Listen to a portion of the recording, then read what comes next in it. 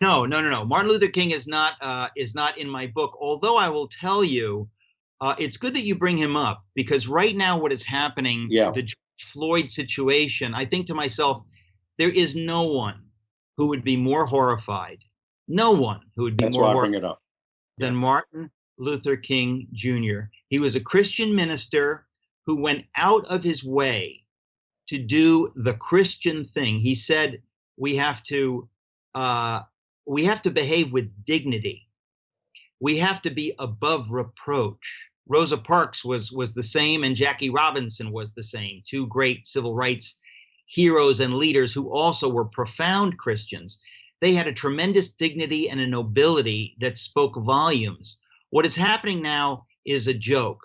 People are using the excuse of what happened with George Floyd simply to loot, to cause anarchy, to burn down the system, to do what they can. They don't care about George Floyd any more than a real racist would.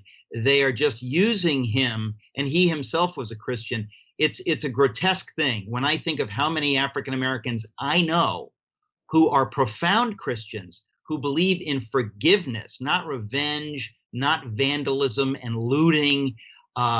This is criminality. It's nothing less than criminality. And the idea that these people ought to be given a pass to do this, most of them, honestly, if you're protesting in a civil way, you have every right in America to do that.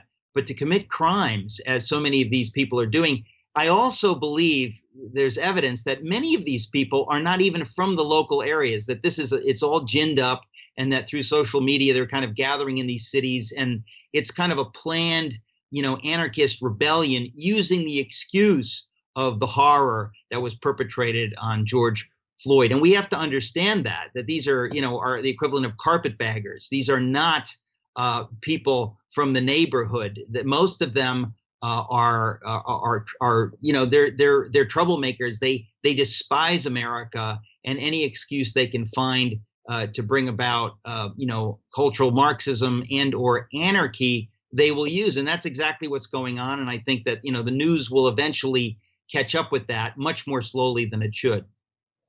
Yeah, I'm stunned at the way in which I know a little bit Martin Luther King, an admirable man in many ways, although we now know that he was a flawed man as well. But he wrote in 1958, "True pacifism or non-violent resistance is a courageous confrontation of evil by the power of love." It seems to me that many who claim to follow in his footsteps as civil rights activists display anything but love. It's more the sort of hatred, even the contempt that Arthur Brooks talks about. That's exactly the point. It's the antithesis of Dr. King's vision, the absolute antithesis. They celebrate hate. They revel in hate.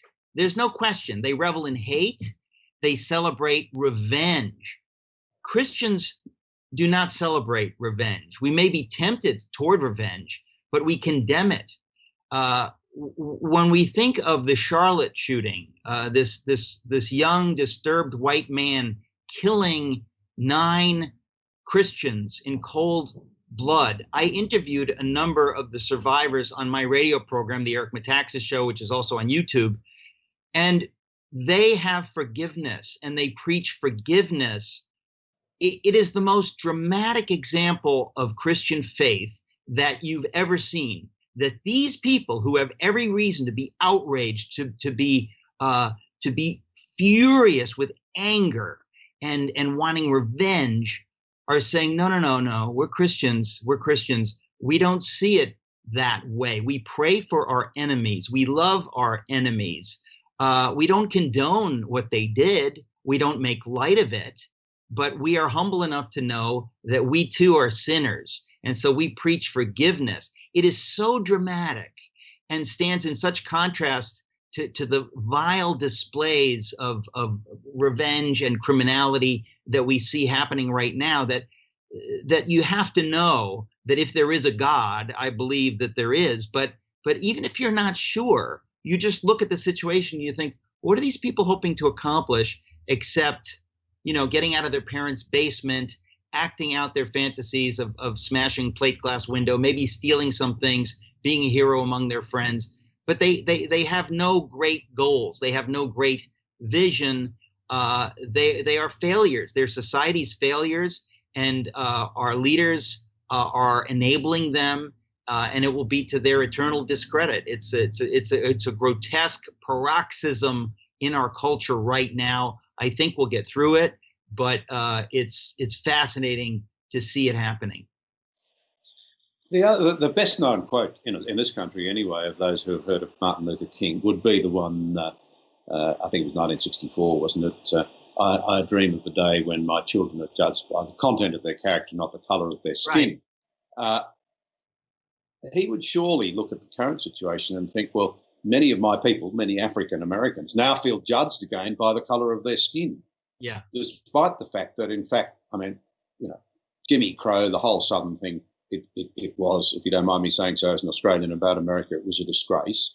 Sure. And the civil rights movements achieved an enormous amount. Now, my understanding is that, in fact, particularly under Trump in recent times, you'll never hear this in the media, it doesn't suit the narrative, but middle black Americans have made great progress. There have been a lot of jobs and a dramatic improvement in the disparity in payments received by black Americans. That's the difference between saying that you're for the poor or saying you're for blacks and actually helping them. I think that the Democratic Party, they have had more than 50 years of taking the black vote for granted, very cynically. And to say that they've done nothing for the blacks would be a generous understatement. They have destroyed communities with their policies. When you look at Baltimore, when you look at inner city Chicago, all around the country, these places have been under the power of Democratic leadership. And the living conditions, the criminality, the lack of safety is unbelievable. And so I think that the Democratic establishment is scared to death that black people will vote for Donald Trump, or certainly will at least stay home and not vote for Joe Biden, who his comment about, if you have trouble figuring out who to vote for, you ain't black. That level of condescension has always been there, but nobody's been, dumb enough to say it. He said it.